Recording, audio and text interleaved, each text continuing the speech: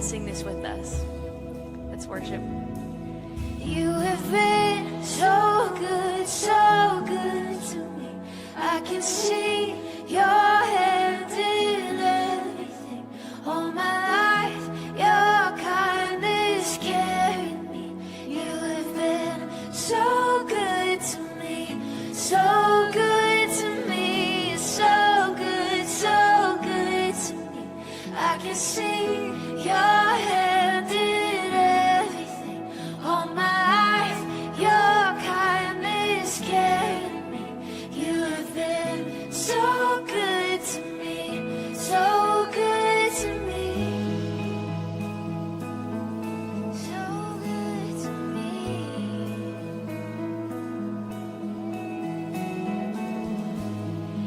You grow a garden out of the ashes, out of the dust.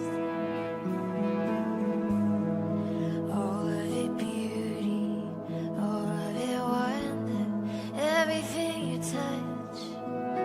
May the words that I speak and the songs that I sing be of honor to you for the good that I've seen. May the life that I live be a testimony of your kindness, your grace, and your mercy. 'Cause you have been so good to me. I can see your hand in everything. All my life, your kindness carried me. You have been so good to me, so good to me, so good to me. I can see your hand in everything. All my life, your kindness carried me. You have been so good to me, so good to me. You've been so good, so good to me.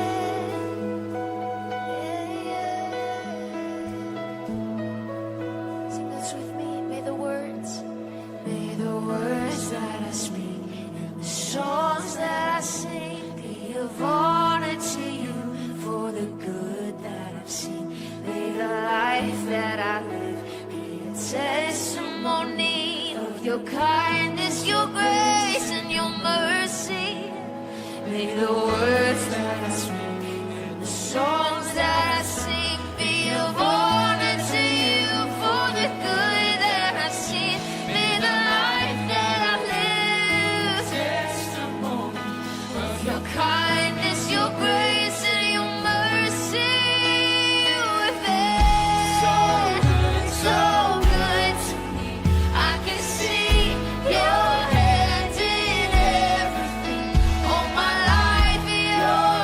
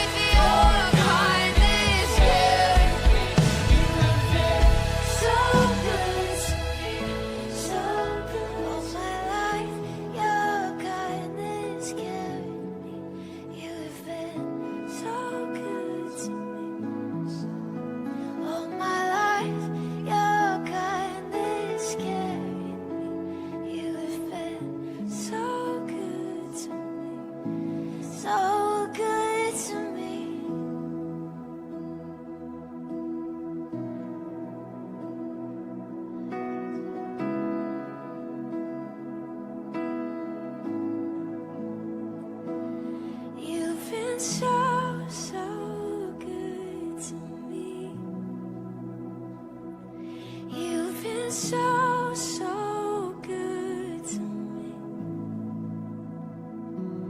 Oh, to think where I would be if not for you, if not for you. You've been so, so good to me. You've been so, so good. You've been so, so good to me. You've been so, so good. Oh, to think where I would be if not for you, if not for you. 'Cause you've been so, so good. So good. You've been so, so good. You've been so, so good. You've been so, oh, to think where I would be if not for you. You've been so, oh, you've been so, so good to me. Yes, you've been so, so good. You've been so, so good. Oh, to think where I would be if not for you, if not for you, if not for you, if not for you, if not for you, if not for you.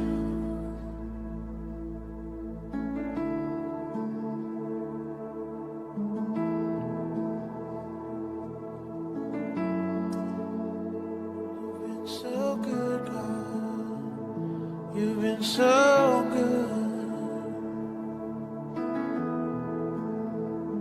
You're there for me, God.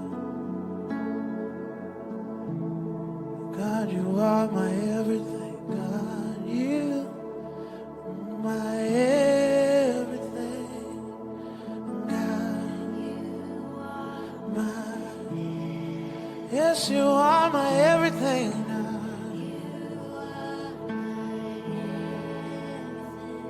God, you are.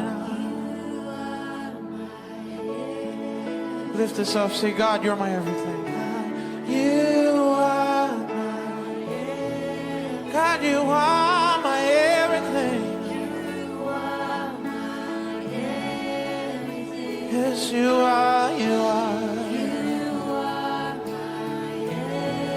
God, you are my everything.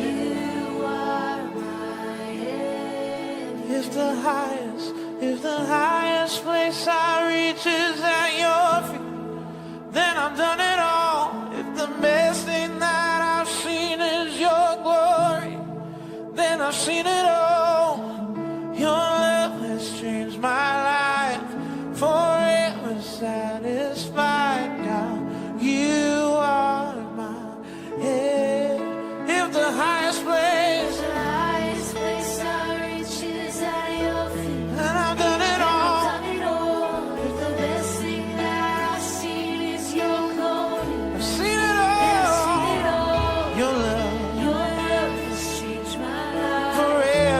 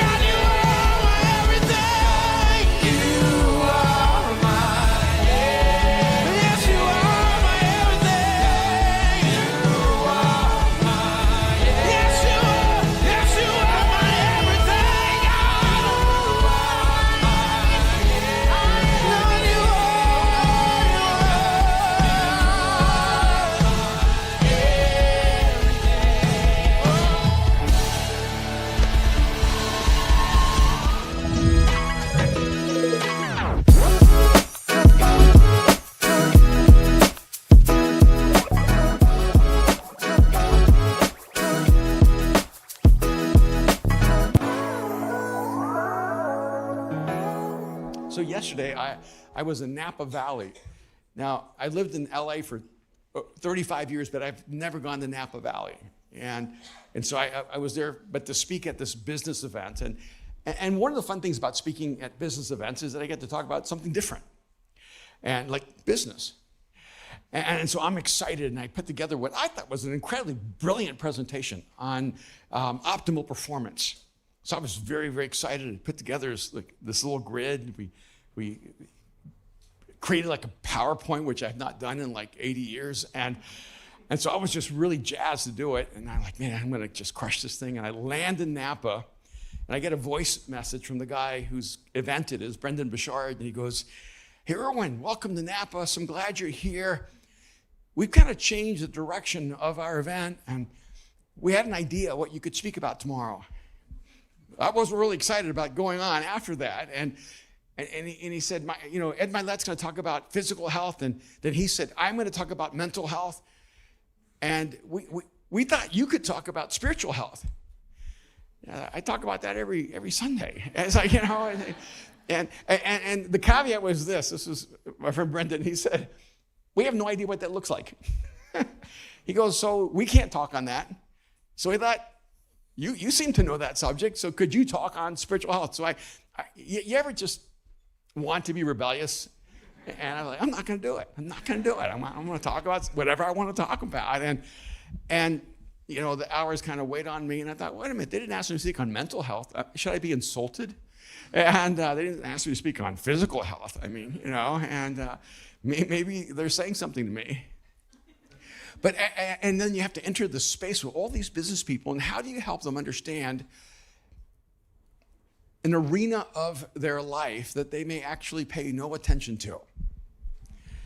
How do you look inside of your soul and determine whether you're spiritually vital, whether you actually have a spiritual vitality? And because every other area, you can measure it.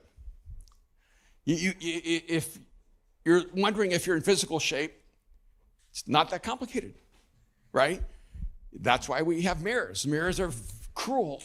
They're unkind. They really don't lie to us. We just lie to ourselves.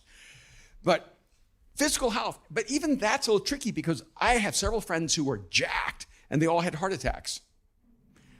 And so they can look physically healthy on the outside, but they're actually not physically healthy because it's a multidimensional experience, isn't it? And in the mental health, there are measures because you can be measured on the spectrum of depression and anxiety and how you manage stress. And so we create instruments, measurements, assessments to measure our health, whether it's mental health or physical health or emotional health. But we don't really have measures for our spiritual health. In fact, most of the time, the only conversations we have about spiritual health are things you should stop doing. And we have this large category called sin that for some reason we really like. But how long can you actually measure your vitality around what you don't do? Because there are a lot of things I didn't do before I met Jesus. I know this is shocking, but I never robbed banks. In fact, I was pretty good. I had the 10 Commandments pretty much covered. I never stole anybody's wife, anyone's goat. I didn't build any idols, didn't even think about it. It didn't even occur to me that was an option. And so if I look at the 10 Commandments and just said, oh, that's the measure of my spiritual vitality, it's not a very good measure, is it? And here's the crazy thing. Some of you know this about yourself. Your belief system doesn't seem to have any relationship with your spiritual vitality. I know it's supposed to, right? You believe in God, you believe in Jesus, you believe in the scriptures, and so you're supposed to be good, right? And how many of you would admit that you believed the same thing when you were doing spiritually well that when you were doing spiritually poorly? That your belief systems actually didn't change? That something else has to go on to make us spiritually healthy people? And so I walked them through these really fascinating ingredients in the scriptures that I want to walk you through for a few moments about checking your own inner world and seeing if these dynamics exist in your life right now well. Because I can tell you, if you measure these honestly, you'll have an incredibly accurate assessment of your spiritual vitality. And this is the challenging thing. No one else will know but you how you really are doing. Once other people know, you're in bad shape. That's the tricky part. See, if you hope other people will hold you accountable, or other people will speak into your life, or other people will see you're not doing well, by the time other people see that you're not doing well, you're doing so poorly that it's almost impossible to reverse it easily. And so why don't we start doing the opposite? Instead of looking for when we're not doing well, let's start looking at each other to do incredibly well. And instead of just being spiritual, let's be spiritually vital. I kind of think that word vitality is kind of a cool word because it's born out of this idea of a life force.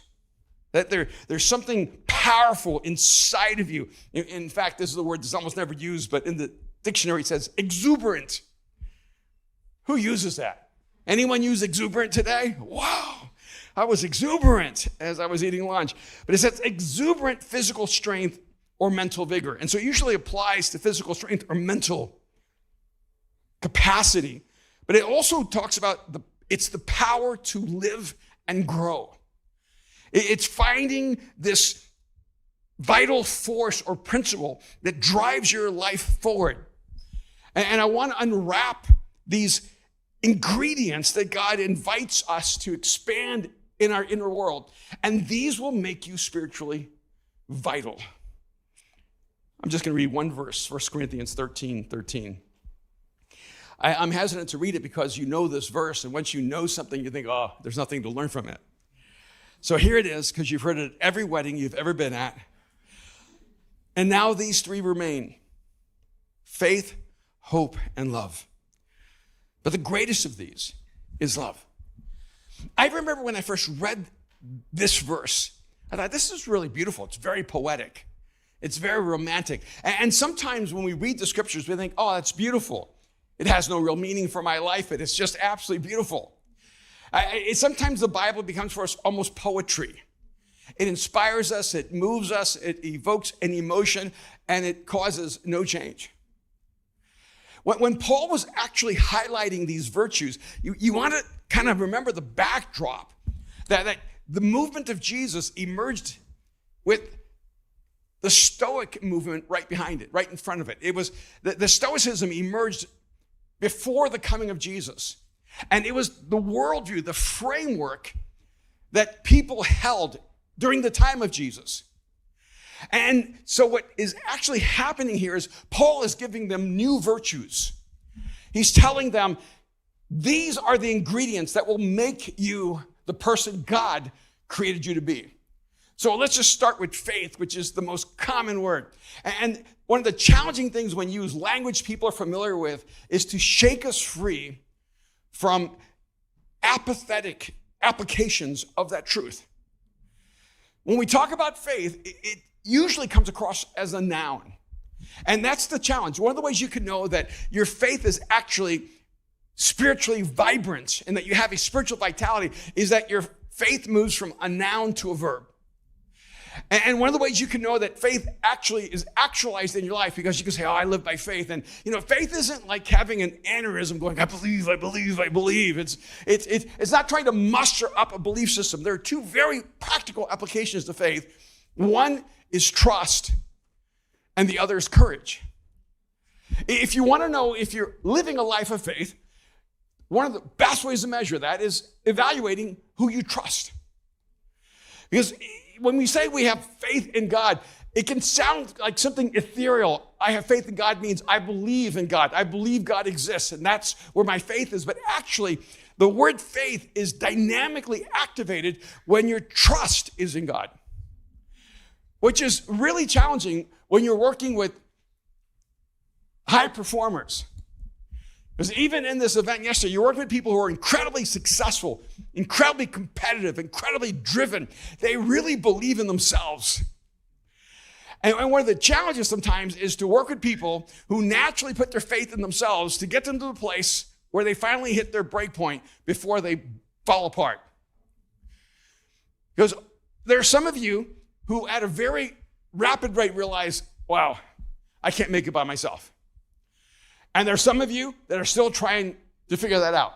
You still believe you can make it by yourself. And what's crazy, what's really frustrating is a lot of people who believe they can make it by themselves do really well.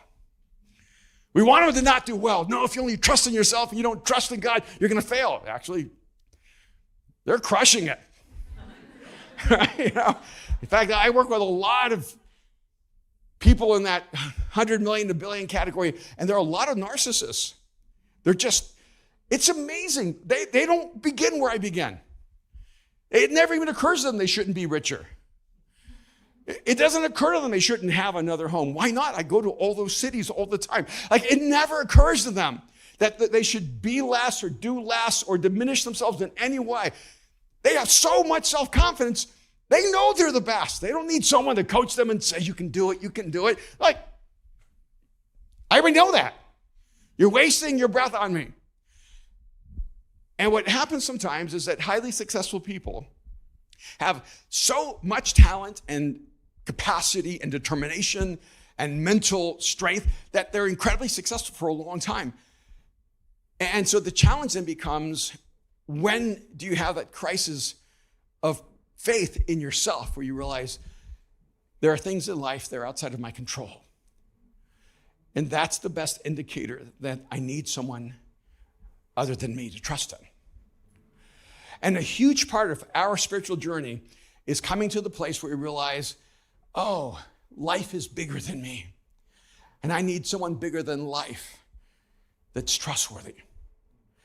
The way you can know you have faith in God is if you actually trust him. Oh, and by the way, it's interesting. It's easy to say I trust God for my future because it's ethereal. But the way you can see it is that you trust God with your finances. That's very practical. It's easy to say I trust God with my life. That's ethereal. But do you trust God with your relationships? That's practical. Most of the time when we use language of trusting God, we use ethereal applications where there's no measurement. And the best way of knowing if you trust someone is in practical applications. I trust my wife. But I would never do like the trust drop, like with Kim, because I would end up with a concussion. My wife not only could not catch me, she wouldn't. She was just like, if you're dumb enough to drop backwards, you deserve what you're gonna get. And there are a lot of areas in life where I trust him, but other areas I know that that's not the person who can do that. And the problem many times, even in marriage and in relationships, is that we try to trust people to be the person that only God can be. And even for Kim, we've been married over 40 years. Kim trusts me. But there are things that she should not trust me for, that only God can be that person for in her life. And so when you're looking at faith, and is this active ingredient in your life, is where do I put my trust? Every single day. But the flip side of that faith dynamic is this word courage. I'm amazed how many people tell me they have great faith and they show no courage in life. And courage is so practical. Did you try? Courage isn't did you succeed. There are a lot of other ingredients in succeeding. Sometimes it's courage plus luck, right? You know, and if you don't believe in God, it's like the universe. And if you don't believe in the universe, it's God. And, right? and it's amazing how many people know that other ingredients came into their life when they brought courage into their lives. Have you ever been irritated that some people just seem to have, just luckier than you? Or people just, or, you know, if you believe in Jesus, you'd go, God just loves them more. I don't think that's actually the case. I don't think God loves anyone more than anyone else, but I do think this. Some people bring to God the ingredient of courage, and God responds to that courage with a yes. And we want God to give us a yes without any courage. So you can't say you have faith if you lack courage. And I like courage as a word better than faith because it's very, very actionable. Do you do the things you know you should do? See, I don't know what that is for you, but I do know this. There's something in your life right now that you know you should do that you haven't done because you don't have the courage to do it.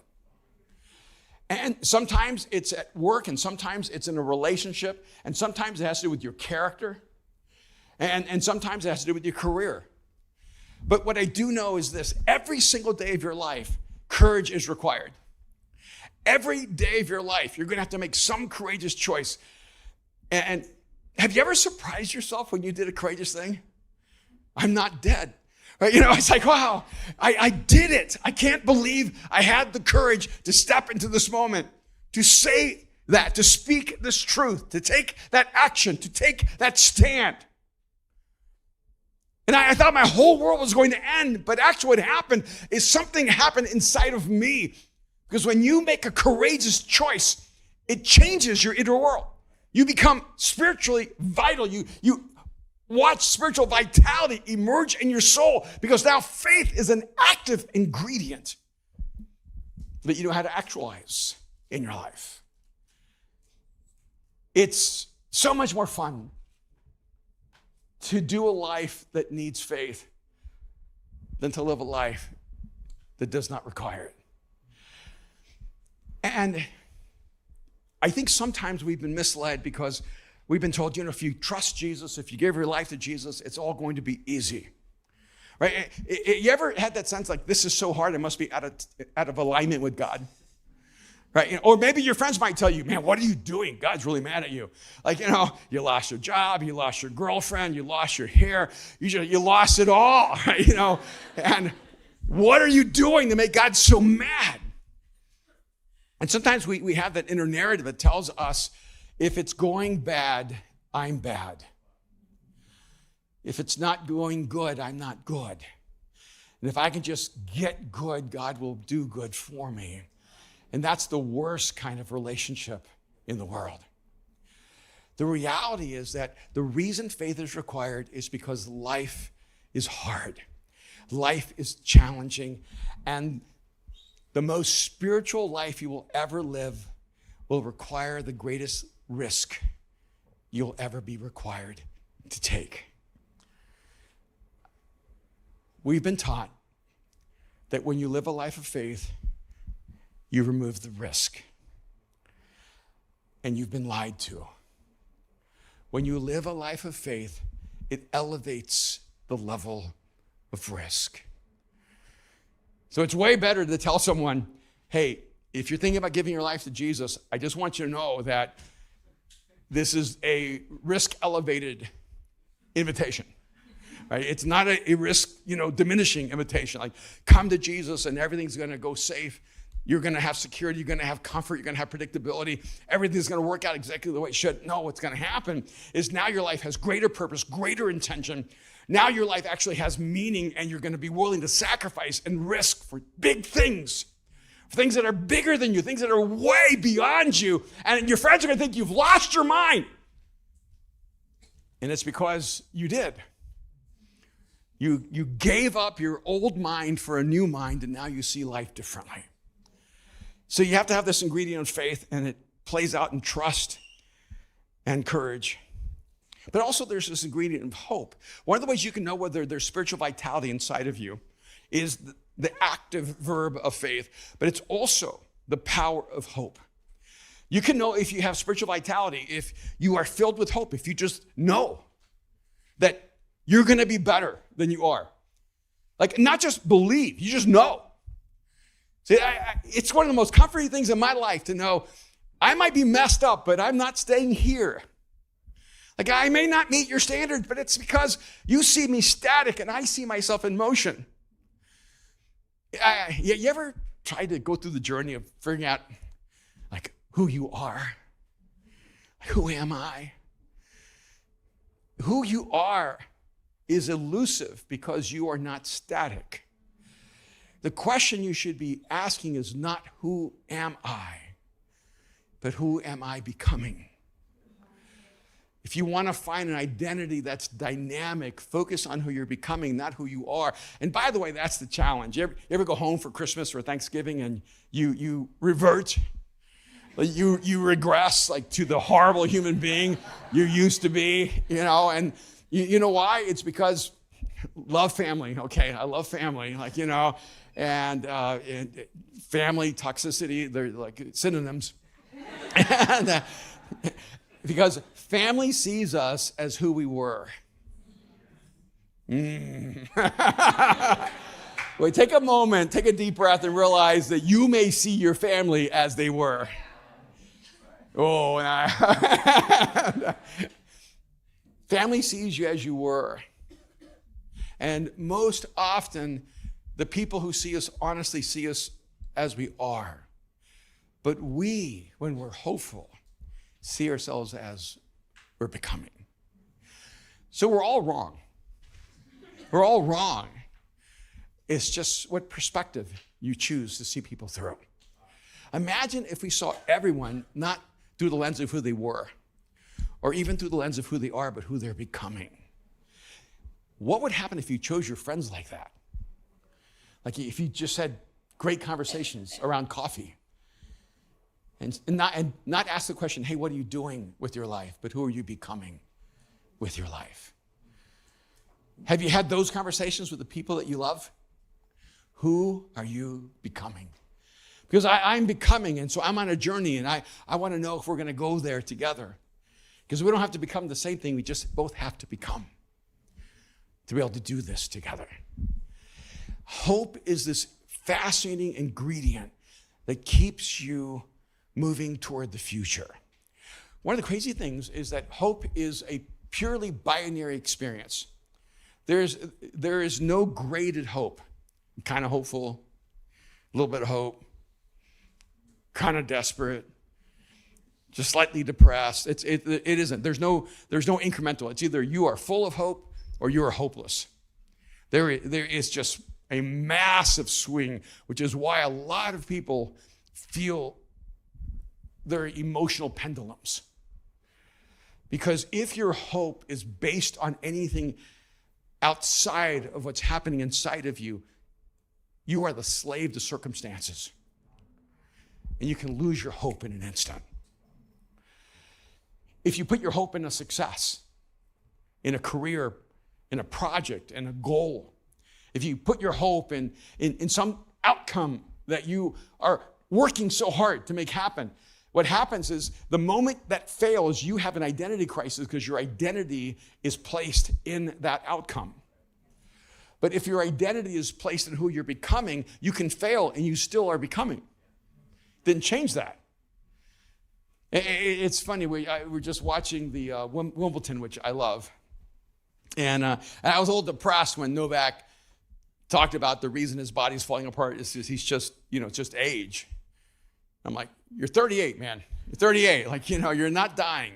And I'm almost 30 years older than him. And I was like, wow, I should just die, right? It's if he's like old and needs to retire and his body's falling apart. But the two guys in the finals, of course, were 22 and 23. And one of the fascinating things about it is when you're in the finals, that's one of the greatest achievements in the world, right? And if you have the wrong framework, only one of them is a winner and the other one of them is a loser. I mean, is Alcaraz really a loser? If Sinner had not won, would he really have been a loser? I remember when I asked Sean McVay, when you won the Super Bowl, how long did you experience the exhilaration of such a great accomplishment? He looked up and waited a minute, and he said, about 5 minutes. That 5 minutes, that's how much fulfillment winning the Super Bowl was to the coach who won the Super Bowl as the youngest coach in NFL history. And so if your identity and your hope is based on external outcomes, you're going to actually swing on a pendulum from hope to hopelessness constantly. But if you understand that hope is actually to be rooted in who you're becoming and the life you're creating and the world you're impacting, it changes everything. You are not designed to live without hope. Hope looking backwards is regret. Some of you, how many of you have spent more time thinking about something that happened to you in your past than something you're creating in the future? How many of you just admit? Like, I think most of us spend too much time remembering the past rather than remembering the future.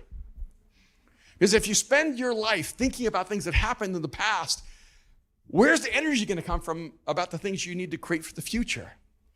You're designed as a creature, as a species, to only operate well when you are full of hope. And that hope should be independent of success or suffering, of victory or defeat. And if you find and relish the process, that's when hope becomes powerful. Because it's interesting how the scriptures talk about hope being an assurance of something. And it drives us forward. But everything in life is this tension between what we have and what we hope for, which is a part of the dilemma. Some of you aren't happy with your life because you settle for what you have rather than for what you hope for. This is mostly women sometimes, so I'm going to just throw this out there, okay? I mean, guys do something like this sometimes, but, ladies, you ever, how many of you are single? Raise your hand, just kind of curious. All right, you ever have a boyfriend? You ever have a girlfriend has a boyfriend that she hates? You know what I'm talking about? He doesn't think about me anymore, right? He's always late. I texted him 25 times yesterday. He didn't even text me back once, right? Yeah, it's just like he didn't bring me flowers anymore. And then the girlfriend say, you got to just leave him. And she says, no, he's my man, right? And the reason you'll stay with someone that actually doesn't deserve you is because you have more confidence in what you have than what you hope for. Yeah, and, ooh, wow. I'm feeling it. Wow. We just need to do a whole therapy session on this, I think. Yeah. But some of you have jobs you hate. Mm-hmm. And the problem is that you've hated every job you have. So the job doesn't come with hate, you bring hate to it. Because there's an interesting thing. If you hate your job, you're smart, you're gifted, you're talented, you're attractive. Go get another job. Oh, but I can't. I have bills to pay. I have responsibilities. Yeah. So does everyone who has a job they love. They just found the courage to have more hope in what they see in their soul that does not exist than what they have in their hand that does exist. If you're in a job you hate, you just have more confidence in what you have than what you hope for. That's why it's supposed to drive you. See, hope moves you out of settling for what you have to moving to what you hope for. And by the way, the craziest thing is I meet people who tell me, I hate my life. It's a pretty absolute statement. But some of you may be at that place where you actually hate your life. And you're miserable. And that's why everything else in your life you hate, because just basically it's life you hate. I can't believe this is where I am. I can't believe this is who I become. I can't believe this is what it is. And then I'll tell someone, hey, if you invite Jesus into your life, he will change your life. I don't know if I can trust that. But you have to give up the life you have. I don't know if I want to do that. Okay, you hate your life. Let's go point A. You hate your life. Yes. Jesus wants to take away the life you hate and give you a life you can't even see, but you will love. You're like, I'd rather live a life I hate and have total control than live a life I'd love and give up control. It's a fascinating thing. And what hope will do is it will never allow you to settle for less. That's how it creates spiritual vitality. You know you can be better. You know life can be better. You know the world can be better. And you will not settle for what you have above what you hope for. But then there's also this whole ingredient of love. If you're living in spiritual vitality, you have a dynamic faith. You trust when everything else is out of control. And you have the courage to move forward, even with uncertainty. You have this dynamic of hope in you that does not settle for what you have. And by the way, some of you have good stuff. It's hard, it's easy to give up stuff you hate. It's kind of hard to give up stuff you love. This has been a little irritating with me and God. Because I've had some things that I was really happy to attain in my life. I was in Dallas. I bought a house for my wife and kids. It was like, took me so much to do that. And then I heard this little voice said, move to LA. I'm like, I just bought this thing. It's like, it's not even been like 18 months. It was, yeah. Did you enjoy it? It's time to give it up. The hardest things in life are to give up the things you still love. Because you may have the things that have been great, but they're keeping you from what God has for you. And then there's this dynamic of love. When you have spiritual vitality, love forms you and informs you. When you're spiritually vital, your motive in life is love. And this is such a shift because I have so many people ask me, I say, what do you want to do? And they'll go, I just want to make a lot of money. I go, great. That's such a great summary of my life is all about me. If you could just shift for a moment and ask, how have I been created that could bring the most good to the world? Like, how in my design could I serve humanity? How should I show up so that the people whose lives I touch are enhanced and made better? That's the shift. See, I was reading about the Stoics, and I was wondering if the Stoics had a real concept of love, because in all the Stoicism I ever read and all I've ever seen, really love is virtually absent. And so I asked ChatGPT, where do the Stoics talk about love? Do they even have a value for love? And ChatGPT says, yes. The Stoics have a value for love. It's just a love without desire, passion, or attachment. In fact, it says that they use the Greek word apatheia, that the Stoics felt love should be apathetic. You just admire things. So this is the problem with love that isn't initiated by God. See, the love that Jesus drives us to experience is a love that actually moves you out of self-centeredness and moves you to serving people and loving them. And when you have this fuel that is empowered and informed by love, it just changes the way you make all your decisions in life. As I was leaving this event yesterday, these two young entrepreneurs chased me down, said, do you have time to answer questions? I said, I don't. I'm getting on a plane to go to New York. And I said, walk with me. So they walked with me, and it was really cool. One of the guys said, after that talk, I just want to be baptized. I don't know what that meant, but it was like so cool, right? You know, he was just saying, I want to do something spiritual in response to this business talk. But the other guy said, hey, I just come to faith. This is all new for me. And can I ask you, what should I do about my competition? I said, what do you mean? He goes, I'm so competitive. I just want to crush my opponents. I want to crush my competition.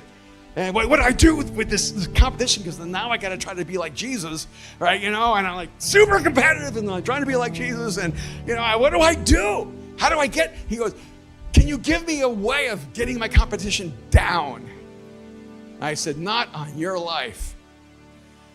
Don't become less in your strength so that you can make other people like you more. Elevate your generosity. Elevate your service for humanity. Be the most competitive person you could ever be, and then compete being the most generous person in the world. And compete in being the person who serves people. Don't change your competition. A huge part of our problem is that we think apathy is the solution to a lack of love. And the Stoics were wrong in this. Love should become the driving force of your life. When you wake up in the morning and you're not happy with yourself, just stop thinking about yourself and think about the people you can love. When you wake up in the morning and you hate your job, stop thinking about you hating your job. Think about all the people you can serve in your job to make their life just a little bit better. If you wake up in the morning and you're like, I'm just so frustrated. I don't know how I got here. Don't worry about how you got there. Worry about where you're going. And I can tell you this. Whatever God has created you to do, whatever your destiny is, whatever your calling is, whatever you're created to do, the only fuel that will get you there is love. Did you guys hear about that dad where his little girl fell off the 4th floor of the Disney cruise into the ocean? Their names have been withheld. And they said that the only reason his daughter lived is that he instantly jumped off the ship into the water. If he had waited even a second, the vastness of that ocean and the movement of that yacht would have lost his daughter forever. He moved in the instant. He found her and carried her for 20 minutes until they saved them both. The number one problem I hear people talk about so oftentimes is overthinking. I just overthink. I just can't help but overthink. You know why you're overthinking? It's because you're thinking about yourself. The moment you start thinking about others, you move to action. It'd have been so easy for that father to say, well, you know, I wanted to save my daughter, but I thought there were lifeguards. I thought there were professionals who would do it. I didn't know if I'd survive falling 4 stories. I didn't know she'd survive. Every question he asked to give himself an excuse was a second lost where she could have not been saved. But he jumped instantly because love answers all the questions before they ever need to be asked. When you're fueled by love, you know what to do. Love gives you clarity. Love gives you the insight you're looking for.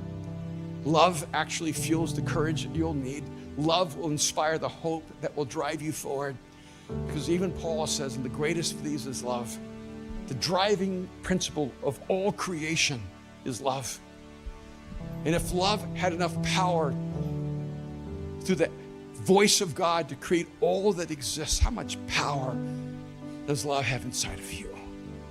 Maybe you've underestimated the power of this gift we have to be able to love and to love completely. Love is this endless resource.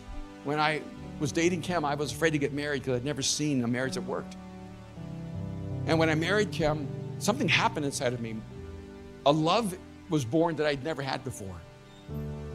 And then 3 years later, we decided to have children. And I was scared to have a child. And I was afraid of Aaron coming into the world because I didn't know if I would be able to love him. Because I never knew my father, and I thought maybe I'm a continuation of a bad line. And when he was born, I didn't have to divide my love in half, 50% for Kim and 50% for Aaron. It was like 100% and 100%. A new dimension, a multiverse expanded inside of me, and I loved him with every fiber of my being and loved Kim more than I've ever loved her. And then 3 years later, Kim gets pregnant, and I'm terrified. How can I love the second child the way I loved this first one? And then Mariah was born, and I looked into her green eyes, and the answer was so obvious.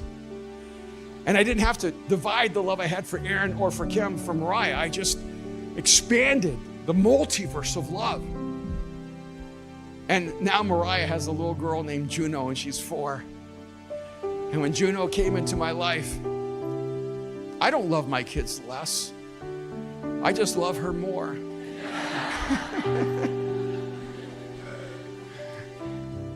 More than I ever thought I could love, because love is an ever-expanding commodity. And if you want to become limitless, live a life of faith and a life of hope and a life of love.